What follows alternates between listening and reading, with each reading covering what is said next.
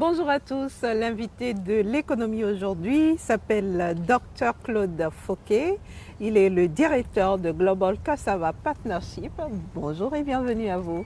Bonjour, merci de m'accueillir ici sur ce plateau tout vert à l'extérieur pour vous parler d'une plante qui m'intéresse beaucoup et qui s'appelle le manioc. Justement, vous avez créé le GCP 21 pour justement travailler sur le manioc. Pourquoi cette initiative? Alors d'abord, je ne l'ai pas créé tout seul, je l'ai créé avec un certain nombre de collègues qui venaient de 45 pays différents. On s'est réunis en 2003 et la question c'était, il n'y a pas d'organisme global qui s'occupe de cette plante pour faire circuler l'information, pour essayer d'améliorer les choses, etc. Donc on a décidé ensemble que c'était impératif, qu'il fallait le créer. On a donc créé et depuis 2003, donc ça fait maintenant une quinzaine d'années, on a fait donc un certain nombre de choses avec ce GCP 21. Justement, qu'est-ce que vous avez fait? Alors, pouvez-vous nous dire très rapidement le chemin qui a été parcouru? 15 ans, c'est pas petit. Oui, ça paraît long parce que c'est comme tout. Au départ, on n'avait pas beaucoup de moyens, pas beaucoup d'argent, pas beaucoup de temps pour s'en occuper. Et puis petit à petit, ça a pris un peu d'ampleur. Et je vais vous dire en gros, ce qu'on a fait, c'est que d'abord, on a organisé, c'est la 4e conférence de la série. Donc on en a fait une en 2008, une en 2012, une en 2016 et une aujourd'hui au Bénin en 2018. Mais en dehors de ça, on a fait un certain nombre de choses. Je vais vous citer simplement le fait qu'en 2009, on a réussi à avoir la première séquence génétique du manioc qui n'existait pas, que personne ne voulait payer, que personne ne voulait faire, que tout le monde pensait que ça ne servirait à rien. Donc le GCP 21 a fait en sorte que ça soit une réalité et depuis il y a de multiples programmes qui utilisent ces séquences et qui vont, on l'espère, permettre d'accélérer nettement la sélection du manioc. Donc voilà un exemple de ce qu'on peut faire. Alors on part à la chasse de toutes sortes d'idées pour essayer de changer les data faites, par exemple sur le gari à l'aéroport en ce moment. On travaille beaucoup sur les épluchures du gari et comment est-ce qu'on peut transformer ces épluchures et faire de la nourriture pour les animaux.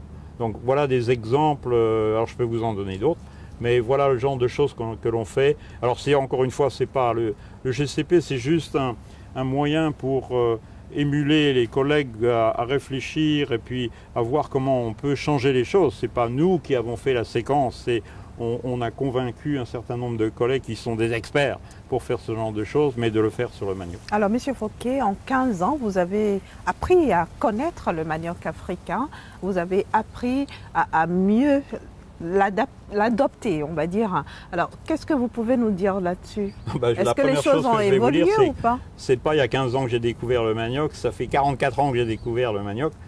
Quand j'ai eu ma thèse en 1974, 2 jours après, je prenais l'avion pour aller en Côte d'Ivoire où je suis resté 15 ans et là j'ai découvert le manioc.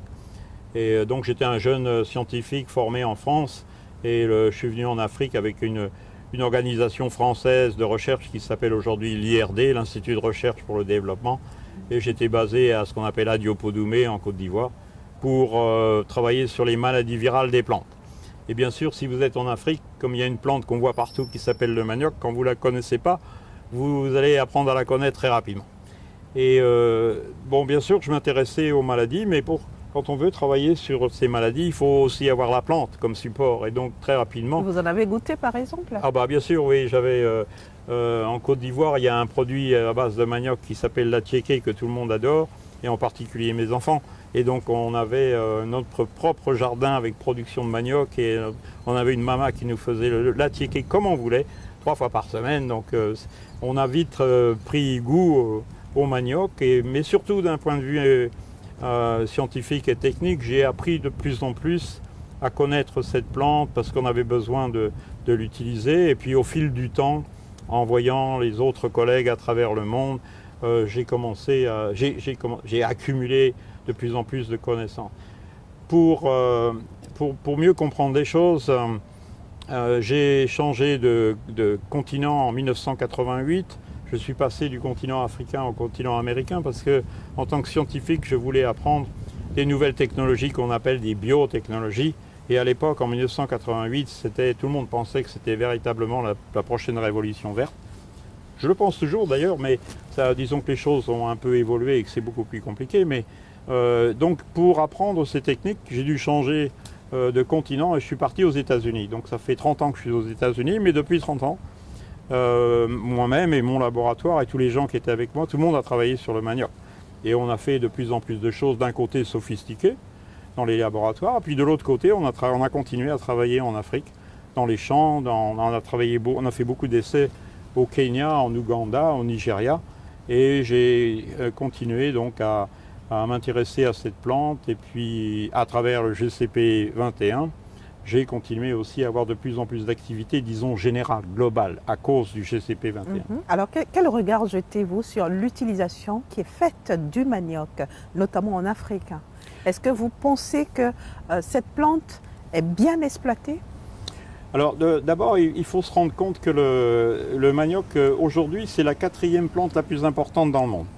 Donc après le blé, le maïs et le riz, maintenant on cultive plus, on produit plus de manioc que de pommes de terre, par exemple. Donc, alors évidemment, le manioc est une plante à racines dans laquelle il y a beaucoup d'eau, alors que les céréales sont beaucoup plus sèches. Mais néanmoins, c'est quand même très remarquable que cette plante ait acquis ce niveau de 4e dans le monde. Donc ça dit quelque chose. La deuxième remarque qu'il faut faire, c'est qu'il y a très peu de recherches qui sont faites sur le manioc comparé justement aux céréales. Donc s'il n'y a pas beaucoup de recherches, évidemment il n'y a pas beaucoup d'investissement qui est fait, évidemment on ne connaît pas suffisamment la plante et donc c'est un ralenti par rapport à la plante. Ceci dit, quand vous regardez l'utilisation, le manioc est cultivé dans 106 pays dans le monde maintenant, et si vous regardez toute cette production globale, on peut simplement la décrire en disant qu'il y a 2 blocs principaux. Il y a le bloc africain, où on cultive le manioc pour faire de la nourriture. C'est la denrée la moins chère du monde. Et énormément de gens en Afrique consomment le manioc sous diverses formes. Et si vous regardez le bloc asiatique, c'est l'opposé. Personne ne mange du manioc, pratiquement, un petit peu en Indonésie, en Malaisie, mais principalement, on utilise cette plante pour faire des produits industriels. Donc vous avez 2 utilisations complètement différentes du manioc. Bon, cet état de fait s'est traduit par une situation qui s'est améliorée nettement en Asie et qui s'est très peu améliorée en Afrique. Et si vous regardez la productivité, elle est de moins de 10 tonnes en Afrique par hectare et elle est de 23 tonnes par hectare en Asie. Qu'est-ce qui explique cette différence-là? Eh bien, la différence, c'est que comme il y a une utilisation industrielle, le manioc a été mieux payé aux paysans et par conséquent les paysans petit à petit ont appris à avoir par exemple utiliser des engrais, à désherber les champs, à mieux préparer les champs, à utiliser des machines qui font que les productivités peuvent augmenter. En Afrique, malheureusement, ceci n'est pas arrivé et les fermiers qui n'ont pas de ressources propres et qui ne peuvent pas emprunter de l'argent ne peuvent pas investir dans leurs champs, dans leurs plantes, et par conséquent, la productivité est restée très très basse. Tout est fait manuellement en Afrique, que ce soit de la préparation du sol, de la plantation, de la récolte, jusqu'à la transformation pour faire la nourriture, tout est manuel. Et bon, manuel c'est très bien, mais malheureusement c'est pas très efficace, et donc on perd énormément d'efficacité dans l'ensemble de la production et de la transformation du manioc. Finalement, comment voyez-vous l'avenir de cette plante en Afrique? Eh bien, je la vois avec un avenir très brillant si effectivement les choses changent. Si on n'admet pas, on étant tout le monde, si on ne prend pas les bonnes décisions très rapidement, on va avoir de graves problèmes en Afrique. Pourquoi? Parce que la population africaine augmente énormément. Aujourd'hui, il y a 1,2 milliard d'Africains. En 2050, il y aura 2,4 milliards d'Africains. Autrement dit, la population africaine va doubler. Or, aujourd'hui, il n'y a déjà pas assez de nourriture en Afrique. L'Afrique importe 70-80 millions de tonnes de nourriture chaque année.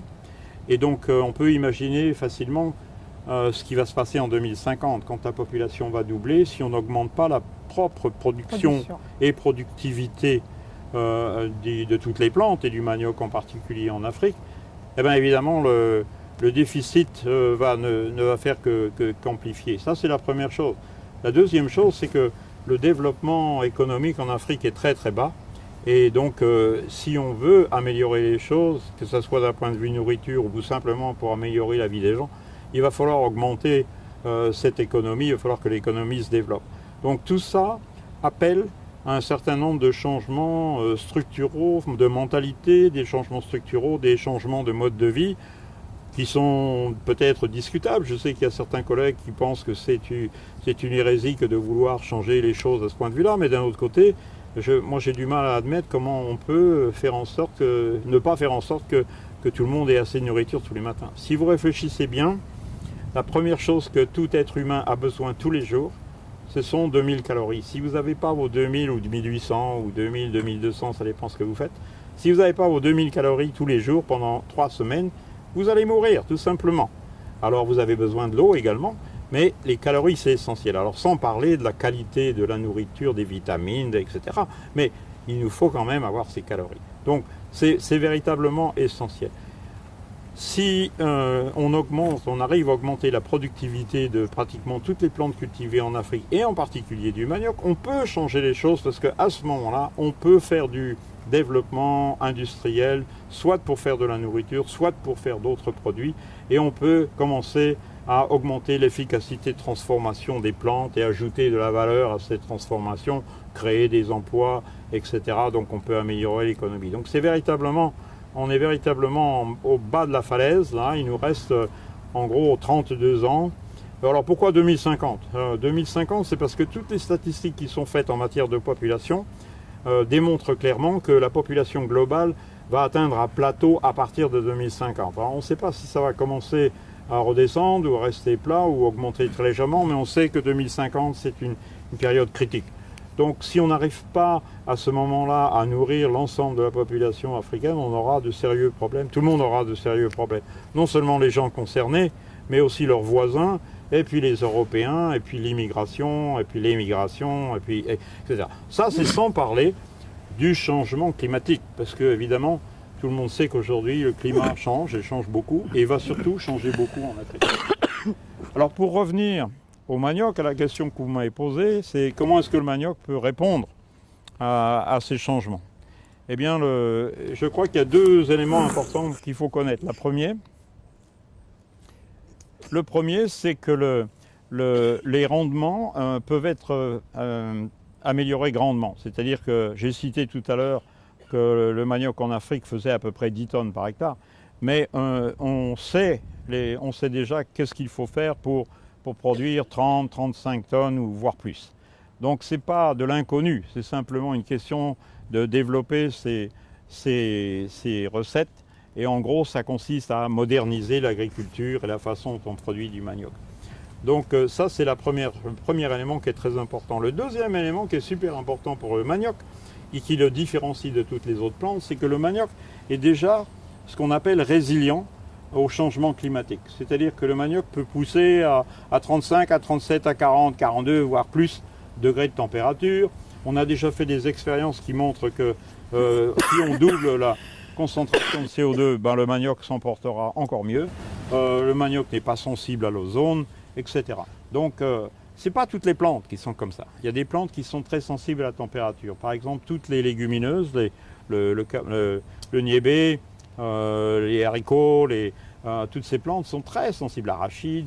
Toutes ces plantes sont très sensibles à la température. Si le continent africain, la température moyenne augmentait de 4 degrés d'ici la fin du siècle, il est sûr que ces plantes auront beaucoup de mal à continuer à pousser. Mais pas le manioc. Mais pas le manioc. Le manioc peut résister à 4 mois, 5 mois de sécheresse. Il ne pousse pas pendant cette période de temps, mais il ne meurt pas. Donc quand les pluies reviennent, en 30 jours, le manioc a restauré ce qu'on appelle la canopée, donc toutes les plantes, toutes les feuilles sont là, et les racines servent de stockage. C'est là où se trouve l'énergie qui sert à la plante à se refaire, et elle repart à concentrer son énergie. Il n'y a aucune autre plante qui peut offrir ce genre de choses. Finalement, Dr Fauquet, le manioc, c'est une plante d'avenir. C'est une plante d'avenir si on fait ce qu'il faut faire. Il y a plein d'exemples dans le monde qui montrent que Il y a des gens qui produisent des très grandes productivités de manioc et qui font beaucoup d'argent avec du manioc. Merci beaucoup. Merci, Dr Claude Fauquet. Je rappelle que vous êtes le directeur du GCP, entendez Global Cassava Partnership. Merci d'avoir accepté notre invitation. Merci et bonne continuation. Merci.